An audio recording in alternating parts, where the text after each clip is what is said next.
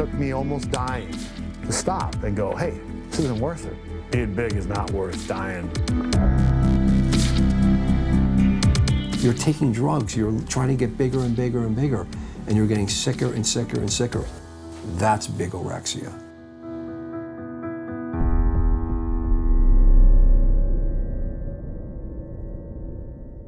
I was never going to be a men's physique. Didn't have much of an off season. I like his physique better. I'm always very energetic. I will have to put me as one of the greatest. Mr. Olympia was won by the back.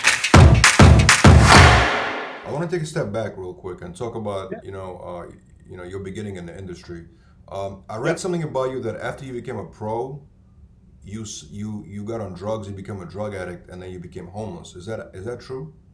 Yeah. Well, what happened is that after, so I had a girlfriend before I was turning pro during the prep, and then we broke up 3 weeks out, and I was like, I'll just do my show. They won me some meal, and then I was pretty proud of myself because I won my pro card, right? And I was 25 years old. But then, you know what happened? I was like, you know what? Because I like to party a little bit back in the day. I said, you know what? I think I deserve to party. I felt entitled that I should be, celebrating. And the only way I knew back then was just, and get girls and stuff, right? So I started doing that, and because I quit my job at the same time that I broke up, just to focus on my prep more, I was working as a trainer in the gym. Now I had more money with my sponsorships. I had more money. I felt like I had to party, and I felt like I was, on top of the world. And then I had no schedule. So if I want to party on a Tuesday afternoon, who parties on a Tuesday afternoon?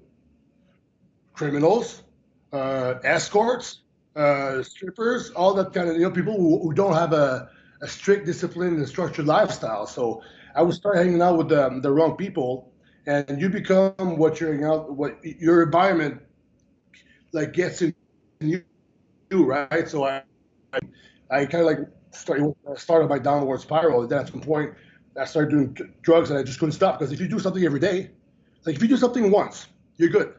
There's a slim chance you could do it twice. But if you do something twice, big chance you do it a third time. If you do something 3 times, pretty much sure you'll do it a 4th time.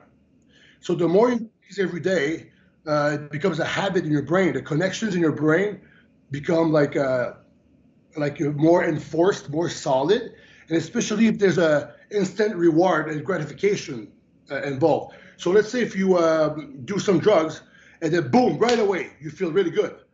You don't think your brain remembers that? It's like a dog, you give them a cookie after they sit down. Well, he says sit. He's going to sit right away. He's going to start salivating. So every time I would do drugs pretty much almost every day. I would stop a little bit on weeks on end, but I would never last too long because I would do some muscle, then I would train back 2 or 3 weeks, and I would gain the muscle back really quick because of my genetics. And then I'd be like, I can afford a weekend. Just a little bit of a weekend of party, but it was never a weekend. I could never stop because the connections in my brain, I was addicted. Addiction, that's what it is. It's just the pathways in your brain, and then you have a void inside you're trying to fill with something exterior. And that's why I was doing drugs also, is because inside I was not feeling good. Even if I was not conscious about it yet, I was feeling like, I guess I was still feeling afraid and unworthy, when I was a kid, and I was the feeling of abandonment and stuff. And then I used drugs and people to have validation to make me feel like I was feeling loved and just appreciated and just like I was worth something. But that's just I learned all that with the rehab and stuff and a lot of work on myself. But that's how I became addicted. Sometimes but it's all my fault. I'm not giving excuses. Sometimes people say you whatever, you could have just stopped and stuff or whatever, it's your choices. Yeah, it's all my fault. But when people who are addicted, they would know that you feel powerless over your brain. You might for a few days not do it. And that's the point. Yeah, something happens. You get a strong emotion, and then your brain knows the quickest way to make you feel good. It wants that more than anything else in the world. It wants that more than your family, more than your friends, more than your future. It's all you think about. You're obsessed with getting your fix. So, yes, it was my fault, but yes, I was powerless over it, and that's why I needed help. That's why people who suffer with drug addiction, They're like, oh, look at this fucking junkie in the street, yeah, blah, blah, blah. You never know their story. Like, yeah, it's their fault. They're fucking losers. I was a loser. It was my fault, my mistakes. But it's the drug and the obsession and the cravings to feel better, and the brain knows only the quickest way, which is drugs, is stronger than them. So that's why they need. That's why I needed outside help, and it took me a little bit to understand that. But at some point, I just was like, after my friend died on Christmas Eve 2014, overdose and stuff. I said, all right, party's over, and then I met this girl and stuff, and I was like, I'm gonna move to Toronto. And the thing is that I said, my friend died, party's over, it's not fun anymore. 2 weeks later, I get f***ed up again. Like, how's that work? Am I stupid? It's just that I couldn't stop. Then I tried to stop. I moved to Toronto, and I would lie. Of course, when you're a drug addict, you lie, you scheme it away. You could want to hide it because you kind of like, you don't want people to be upset. You don't want people to know because you don't want people to stress out people either. And whatever excuse it is, you gotta find an excuse to do it, right? But then I was like, she caught me. I was like passed out in my car or something somewhere, and there was like find my friends on my phone. And then she said, you know what? You can't stop. You gotta go to rehab. And then I waited a second, and I was like, actually, I tried a bunch of times by myself. Like, what? Sure, I'll try to rehab because I'm always willing to try new stuff. I don't care. And you gotta, but the thing is, like, a lot of people, their ego, they're gonna keep them in the state of mind that I can do it myself. Like, I never really had that. I was like, you know what? The facts are there. I mean, fuck, I can't stop, and I'm ruining my career and my life. So yeah, I'll go do the rehab. But I did 4 rehabs in less than 2 years. So wow. It took a lot of work. What drug were you addicted to exactly? What was the drug?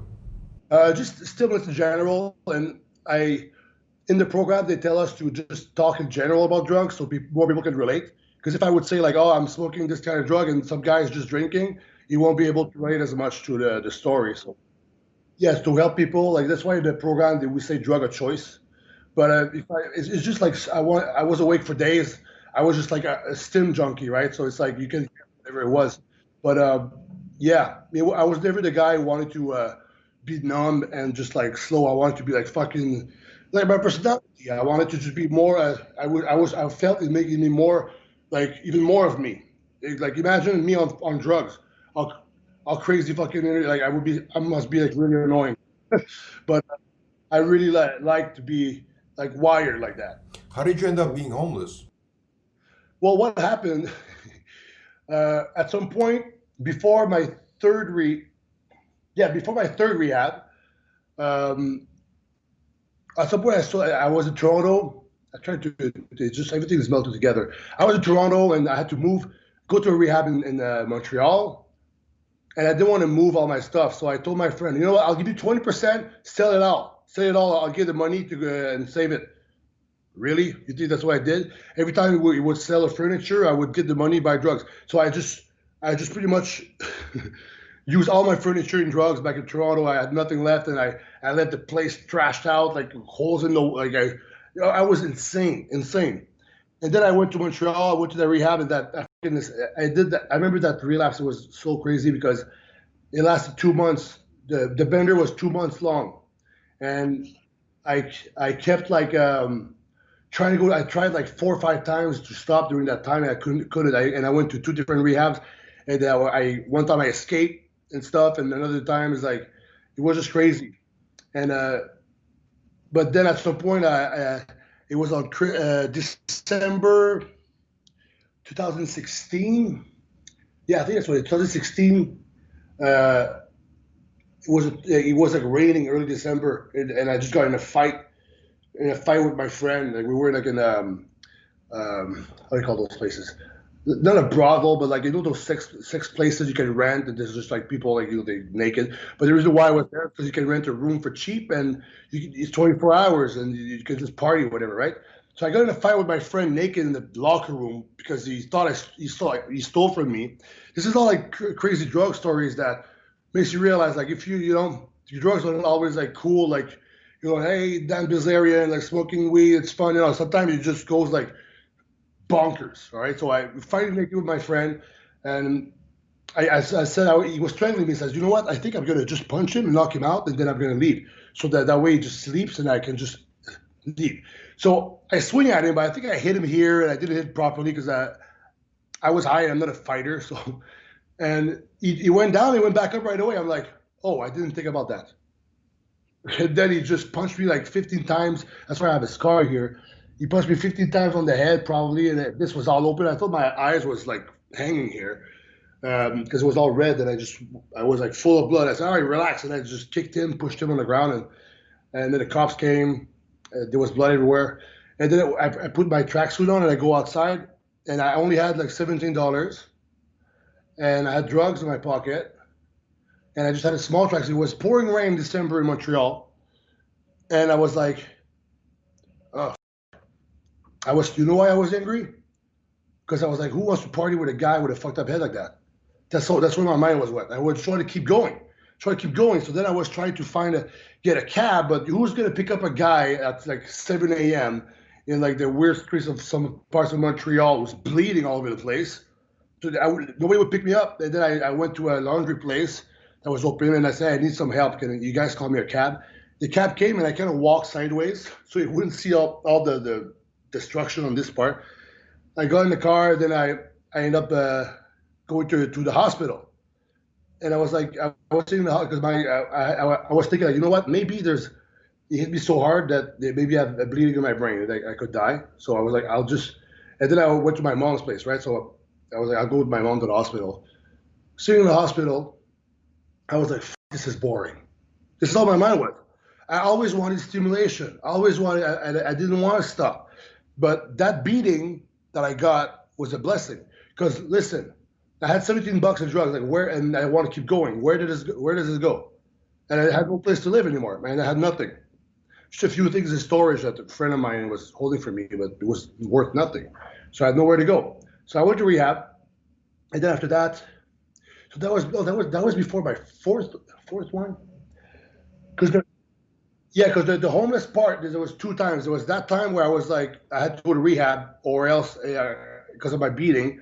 But I wanted to keep going, and I was couch surfing. They call that, is that before getting my beat up, I was going from one party to another, to a hotel room to hang out with this escort and this and that, and I just wanted to keep going, right? So where you got nowhere to go. Sometimes I would be at Tim Hortons, it's a coffee place in Canada. It would be like 5 a.m. I would go on my phone. I was trying to find a place to go to party, but it's like I'm just at Tim Hortons with a backpack full of drugs, and I don't have a place to live. What does that sound like? A homeless person. And then before that, what happened is after my 3rd rehab, they sent me to a recovery home, they thought, but that just sent me to a program that I have a room in a shelter, like Salvation Army. She fucked up. It's like, you're going to send me it was their mistake. It's a real mistake. They send you straight to the worst place. All the homeless people there are on drugs, or have mental problems.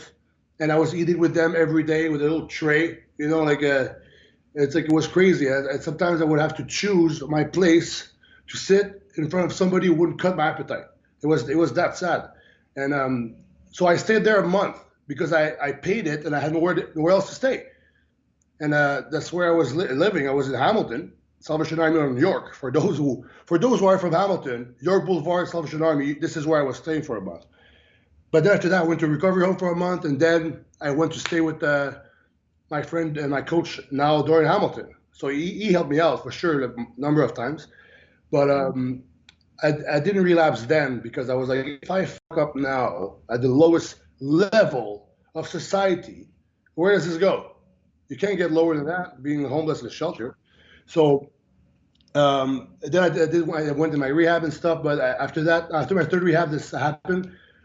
But then I relapsed again after that. So then the story with the getting beat up was like at the end of that bender. And then I went to my 4th rehab, and then I was fine. I was like, I think I learned now. And since then, there's been a few slips, but I always catch myself. It's not with the crazy hard drugs and stuff. And now my mindset is so different. It's like I would never want to go back there because it's like the thing is, even if I want to do drugs, that's why I learned with, through the last mistakes I did. If I want to do drugs, the craving of doing drugs is weaker, is strong, very strong, sometimes. Not anymore, but at first. But if I start doing drugs, the feeling of wanting to do more is 1,000 times stronger than the feeling of wanting to do it in the first place. So it's like, I want to do it a little bit, but if I start doing it, even if I stop, there's 3 weeks where all I think about, more than food, more than sex, more than my family, my mom, my trip bodybuilding, is I want to get high. So even if right now I would go out and do all the drugs I want and stop in 2 days, for 3 weeks, I would have to be in a jail cell. You understand? I would have to be like supervised, because my brain would go straight back to what it was before. I mean, if you really think about it, you went through very dark times and you made a very strong comeback. Right now, you should be on top of the world. You just won a good competition. You qualified for the Olympia. You have the sponsors. You're doing really well. I mean, that's a blessing, you know? It is a blessing. And you know what? This dark times taught me to be more grateful. It also taught me that it's a blessing also, because I thought it was a curse before, because now it's a blessing, because just by talking about it like I'm doing to you right now, because I'm always pretty open about it, like talking to you right now is going to help. It helps people. So I have a gift that I have, like that I can help people with that now, and just talk to them. Like people reach out to me on Instagram. They say they got sober because of me, and I'm helping them, and that's just me being me. So it's like I should talk about it, and when I can, I do, when it makes sense, and it helps people. So that's a gift that I have now because of the curse I had before, and also because I got a lot of people's attention on Instagram, and the followers and the subscribers, all that stuff. It's like, okay, I got people's attention here.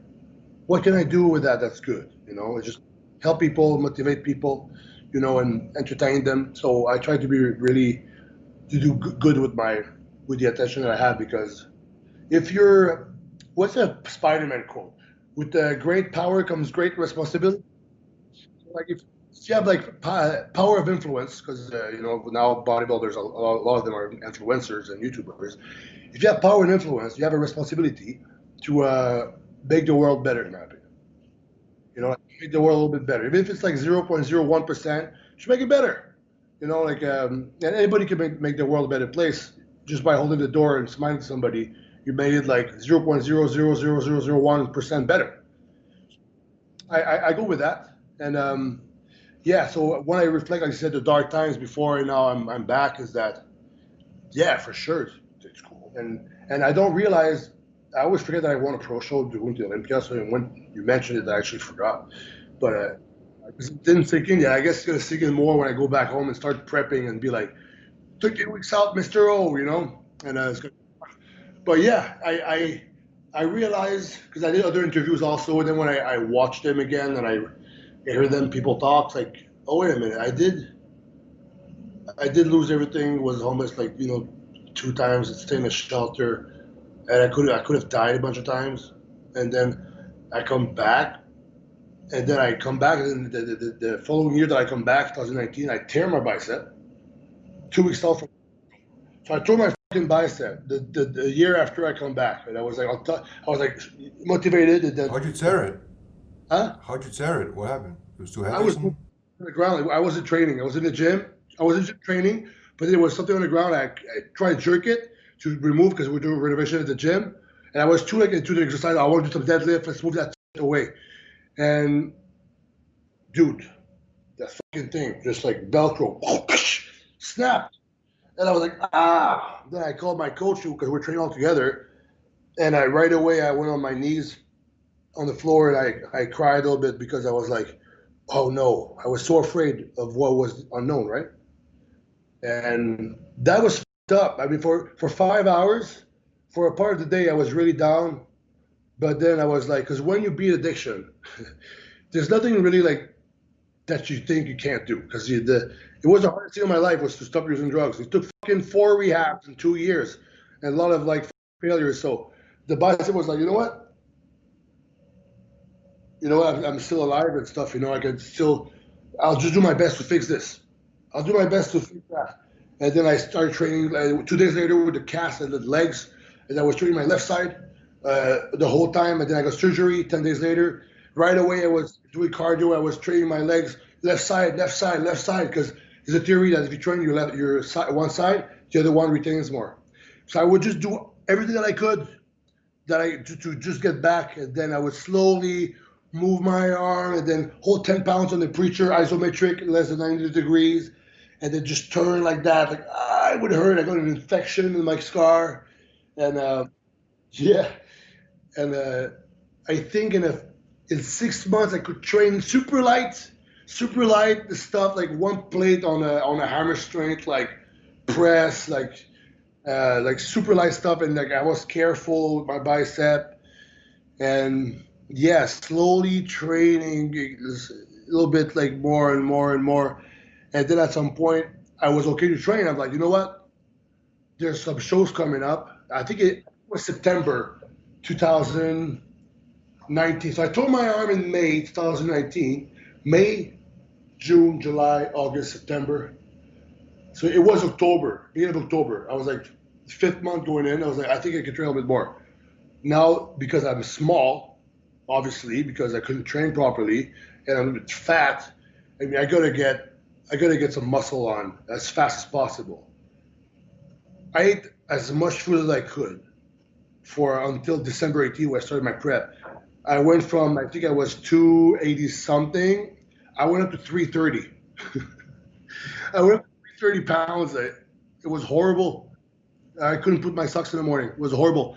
And then I started dieting, and I was going. I lost like 20 pounds in like 10 days. Of course, all the water. And I started dieting, and then I was like 6 weeks out from I don't know, Brazil or something. Pandemic, lockdown. But everybody suffers from that, not just me, and we are adjusting today, But so I shut it off, and then I turned it back on when the shows Boston Pro came back on, right? So I'll do that, and then that got canceled. That's why I did the ones, and I guess I ended up winning the Cali Pro. Yeah, pretty much what happened. Yeah.